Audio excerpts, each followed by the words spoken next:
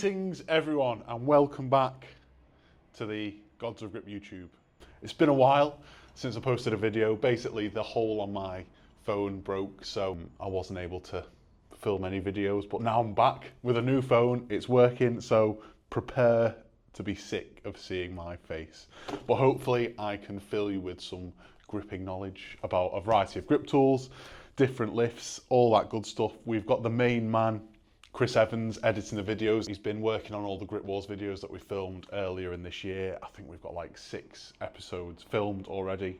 So he's working his way through editing them, and then we're planning on filming a few more over the next few weeks at Herculean Hands and King Kong and stuff like that. But today I thought, with the introduction of this new gigantic beast, I would talk about all the different vertical bars and which one you should pick if you're struggling on to decide which one, because they've got quite a few different types now. When you're kind of looking for a vertical style lift, it's quite complicated when you've thrown this many in your face. So I guess we will start with the original, what we used to call the Dynamite vertical bar. We've now changed the name to standard vertical bar for customs reasons, because sending a Dynamite stick abroad isn't advisable. This was the first one that we made, the 50mm standard vertical bar. You know, it's a worldwide lift. This, you can get it from all different sort of suppliers and manufacturers, but this is ours. You know, it's a pretty standard lift. This one's really good for going heavy, maxing out, because you can get loads of hand on it. You can get a really nice grip on it. It's good even if you've got small hands. It's just really good for sort of training this style of lift. It's just a nice, comfortable hold, especially when it's chalked up. You get a really nice grip on it.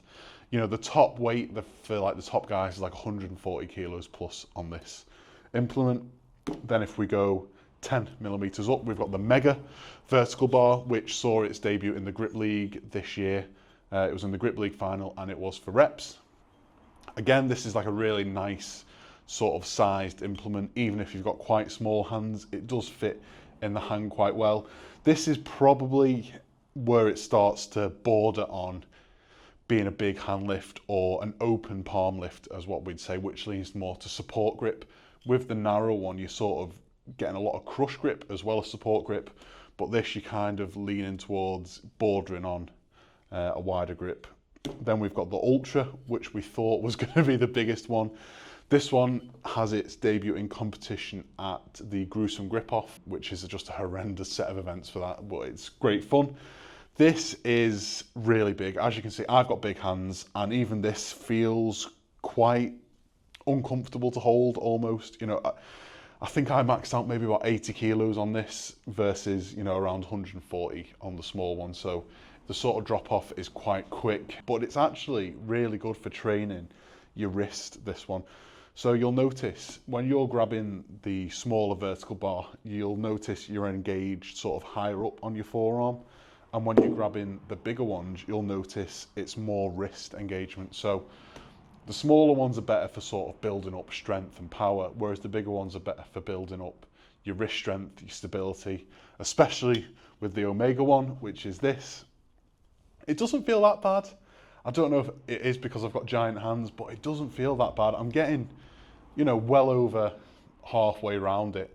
I haven't tried to lift it yet, but I'm definitely going to set the record on this at Herculean Hands on Saturday or Sunday. Set a little benchmark for everyone to see if they can go and beat it. But I think this is actually quite a cool tool. I feel like it's going to be really difficult on the wrist, especially for those guys that are going for the spinning technique. But that is the Omega, and these are just the standard metal vertical bars that we make. Probably not going to do any bigger. I say that, but we've already had messages about doing just a ridiculously massive one, so I'll never say never. Then we have the square vertical bar. This is going to be back in the Grip League next year.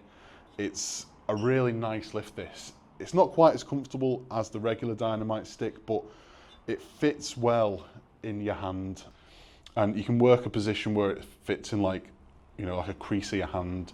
It's just quite a nice, comfortable lift. It's not as harsh as it sort of looks, especially with the corners. The corners are all rounded, so they're not like sharp and digging into your skin. It's a reasonably nice lift. I think we're going to put it in for a hold instead of the standard vertical bar next year, but it's just a good variation of the standard lift. This is the plastic version of that. It's just a 3D printed version. They're pretty much the same price, but some people just prefer this sort of feeling. And then we move on to the, what we call the cones, the cone trainers. We've got the reverse and the regular. This is just like a replication of sort of like a little bighorn or an anvil type lift. It's just a really budget friendly way of training instead of paying, you know, huge money for like a cast anvil or something like that. It feels quite slippy at first, but after a little bit of use, it'll end up looking like this, and it's got a really nice texture on it, not too dissimilar to that which is on the metal tools. It just requires quite a bit of lifting, a bit of graft to get the chalk like that. It's pretty much the same on the traffic cone as well. The traffic cone is exactly the same size cone as the regular one, it's just a traffic cone, so it's a funny one to take to the gym and mess around with your friends. And then we move on to the World of Grip Handshake. This is one that I haven't really had much use with. It's funny really, because we made the first batch and they sold out so quick that we didn't even get to use it. This is the second batch that we've made now, so I've brought this one into the shed to chuck on the wall and actually use. It's a very wide sort of lift, this. It's actually not too far off the same width as the Omega vertical bar, but obviously it's a lot narrower. You are still having to spread your hands quite wide, but you can sort of lock your fingers in a bit better, so you're going to get a load more weight on this versus the Omega. I believe the record is like 130 kilos maybe on this, so you can get a lot on it, especially once it gets a bit crusty, a bit of chalk and seasoning on there. That is the selection of vertical bars. There is quite a few. If you're sort of brand new, what do I pick? I would just always go, you always just start with like the most used one and the most comparable one. Like if you go on our leaderboard, you'll see for the Dynamite Stick vertical bar, there's probably going to be 100 different competition lifts there. So there'll be loads of different information for each weight category for you to compare where you're at. These ones will just slowly grow over time to catch up with that. There should be quite a few records in for the square vertical bar because that's been used over the last few years quite sporadically.